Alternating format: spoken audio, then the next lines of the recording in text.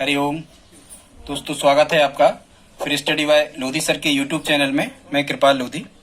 दोस्तों, आज हम आपको लेकर के आए हैं मध्य प्रदेश की नदियों के उपनाम। आप स्टूडेंट्स किसी भी प्रकार के कॉम्पिटिटिव एग्जाम की तैयारी कर रहे हैं यदि मध्य प्रदेश के, तब यहाँ से निश्चित रूप से आपसे एक प्रश्न पूछा ही जाता है।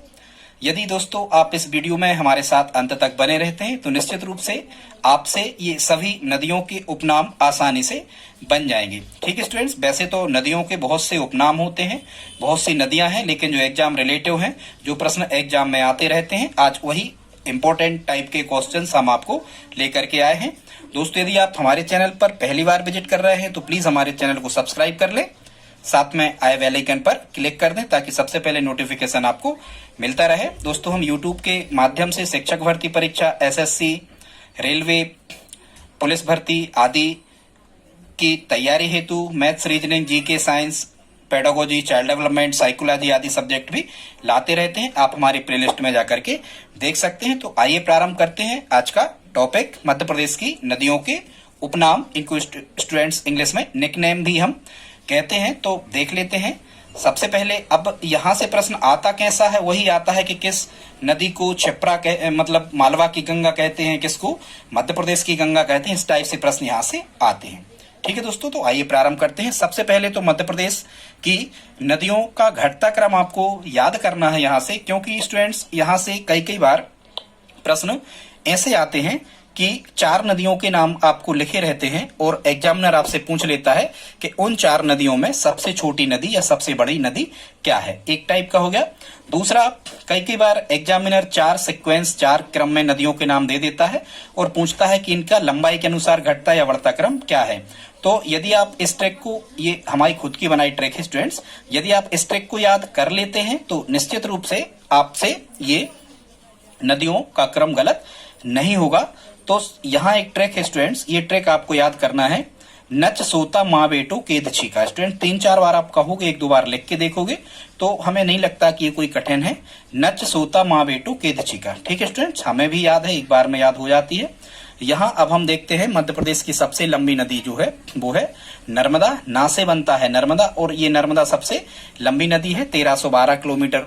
ठीक है, ये हालांकि हमारा नदियों को लेकर के तीसरा चौथा वीडियो होगा। आप अन्य नदियों से जलप्रपात रिलेटिव जो वीडियो हैं, नहरों से संबंधित, नहर परियोजनाओं से रिलेटिव, वो हमारी प्लेलिस्ट में जाके आप देख सकते हैं जीके की।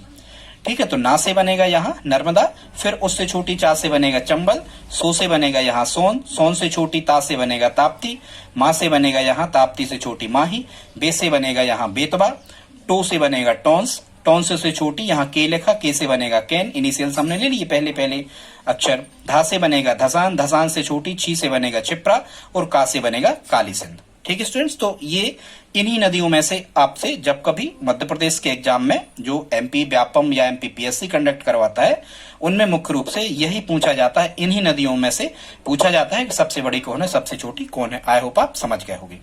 अब हम आगे देखते हैं स्टूडेंट्स, इन्हीं नदियों के कुछ उपनाम हैं जो इंपॉर्टेंट है, यहां से भी प्रश्न आपसे पूछे जाते हैं।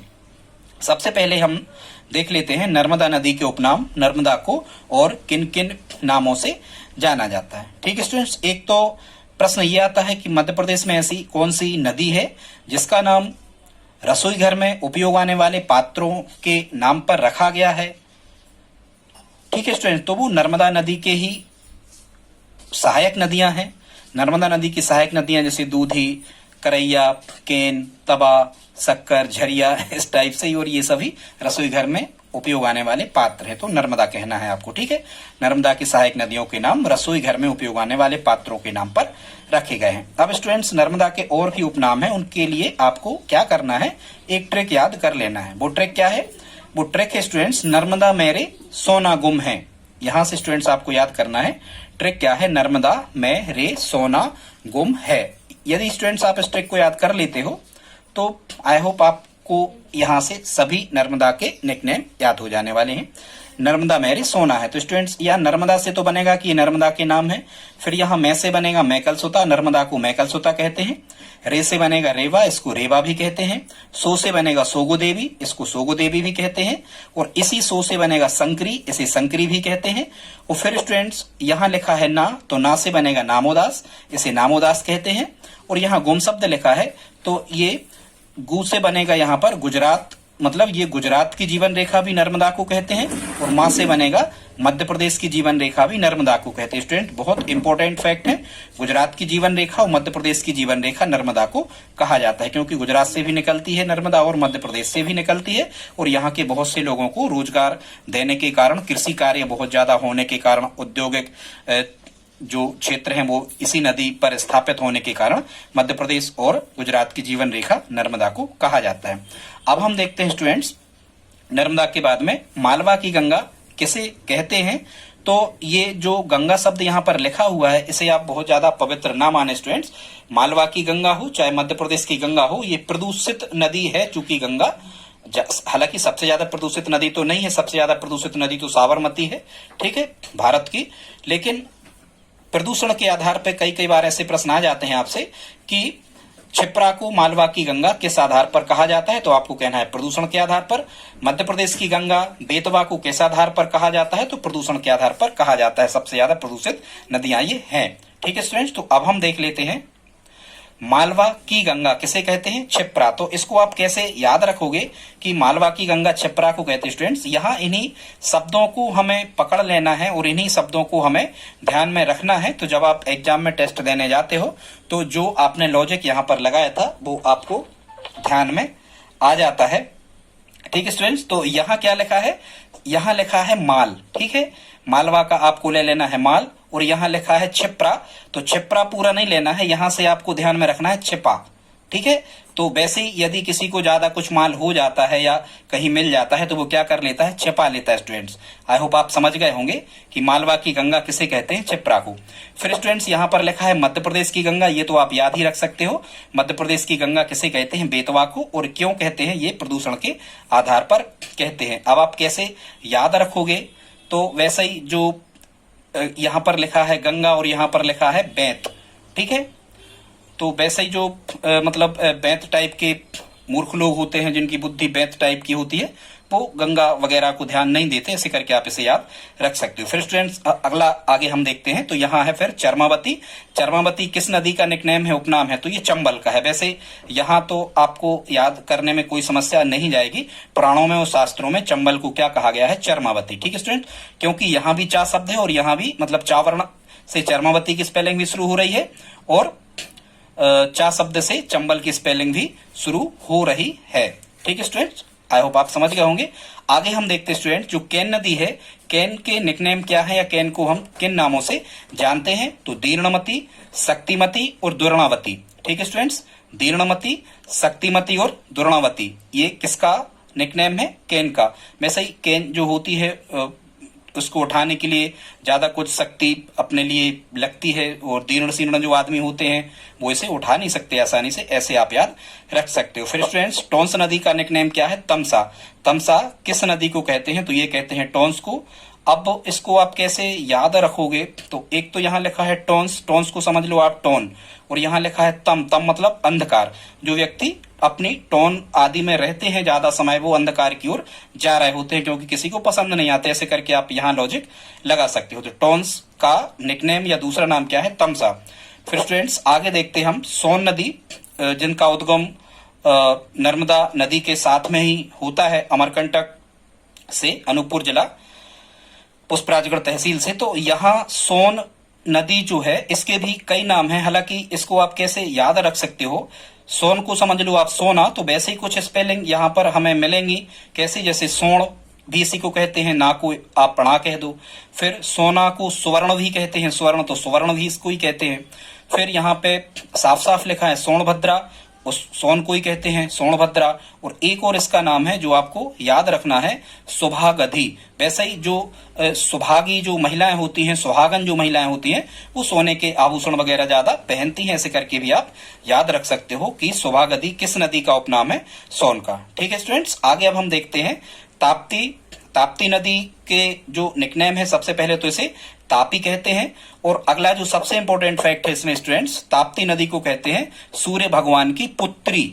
वैसे ही अब आप कैसे याद रखोगे कि सूर्य भगवान की पुत्री किसे कहते हैं? अब चूंकि सूर्य भगवान है तो ये ताप ही देते हैं, ताप के लिए जवाबदार सूर्य ही होता है। वैसे विज्ञान की दृष्टि से आपको ये, या नेचुरल दृष्टि से आपको पता होना चाहिए, तो सूर्य भगवान ही ताप के लिए जवाबदार हैं। तो ऐसे आपको याद हो सकता है कि सूर्य भगवान की जो पुत्री है वो किसे कहते हैं? ताप्ती को कहते हैं। इसके बाद में स्टूडेंट्स एक बात और है कि ताप्ती नदी को ही क्या कहा जाता है? नर्मदा की जुड़वा। नर्मदा की जुड़वा किस नदी को कहते हैं? ताप्ती को कहते हैं स्टूडेंट्स। और ये किस कारण से कहते हैं नर्मदा की जुड़वा ताप्ती नदी को? क्योंकि इनके जो बहने की दिशा है वो नर्मदा के समान ही है, और नर्मदा के साथ ही ये जाके अरब सागर या खंबात की खाड़ी में गिरती है। तो बहने की दिशा पश्चिम की ओर है, इनकी समान होने के कारण ताप्ती नदी को ही नर्मदा की जुड़वा कहते हैं स्टूडेंट्स। इसके बाद बस कुछ 3-4 नदी और बची हैं। अब बस 2 मिनट और हमारे साथ रहें। और दोस्तों यहाँ तक यदि आपने हमारा वीडियो देख लिया है तो प्लीज इस वीडियो को लाइक जरूर कर दें। इसके बाद स्टूडेंट्स बेतवा। बेतवा का दूसरा नाम है बेत्रवती। तो यहाँ तो आपको दिक्कत होगी नहीं याद करने में, बे शब्द यहाँ है और बे शब्द यहाँ है। तो बेतवा का नाम है क्या? बेत्रवती। या बेत्रवती किस नदी का उपनाम है? बेतवा का। ठीक है। इसके बाद स्टूडेंट्स देखते हैं क्षिप्रा नदी का जो अन्य नाम है वो अवंती भी कहते हैं। क्षिप्रा को शास्त्रों में, पुराणों में अवंती कहा गया है। वैसे ही आपको पता होना चाहिए जो क्षिप्रा है ये उज्जैन इसी के तट पर बसा हुआ है, और उज्जैन जो था इसका प्राचीन नाम अवंतिका ही था। इसके बाद देखते हैं स्टूडेंट्स बैनगंगा। बैनगंगा के उपनाम क्या है? तो बैनगंगा को जाना जाता है बेबा, दीदी और वैया के नाम से। तो ये तो आपको ज्यादा कुछ याद रखना नहीं है। यहाँ बैन शब्द यहाँ लिखा ही है, फिर यहाँ दीदी भी लिखा है, दीदी लिखा है, भैया को भैया कह दो। ठीक है। तो वैन बेबा दीदी वैया ऐसे करके आप याद कर सकते हो, या बेबा वैन दीदी वैया ऐसे करके भी आप याद रख सकते हो। ठीक है स्टूडेंट्स। तो बैनगंगा को क्या कहते हैं? दीदी, वैया और बेबा के नाम से किसे जाना जाता है? वैसे यहाँ बेबा में भी बेबा बहन की स्पेलिंग बा से ही शुरू होती है, तो यहाँ बैन में भी बैन है और बेबा में भी बा वा यहाँ पर है। ठीक है स्टूडेंट। तो बैनगंगा को किस नाम से जाना जाता है? बेबा, दीदी और भैया। ठीक है दोस्तों, तो आज आपके लिए इतना ही। यदि आपको वीडियो पसंद आया हो तो प्लीज इसे लाइक कर दें दोस्तों। और यदि आप हमारी हेल्प करना चाहते हैं तो प्लीज हमारे इस वीडियो को अपने दोस्तों के साथ में स्टडी ग्रुप में शेयर जरूर करें। हम इसी प्रकार के इंपॉर्टेंट जीके के वीडियो आपके लिए लाते रहते हैं। ठीक है दोस्तों, मिलते हैं अगली वीडियो में। तब तक के लिए जय हिंद, जय भारत।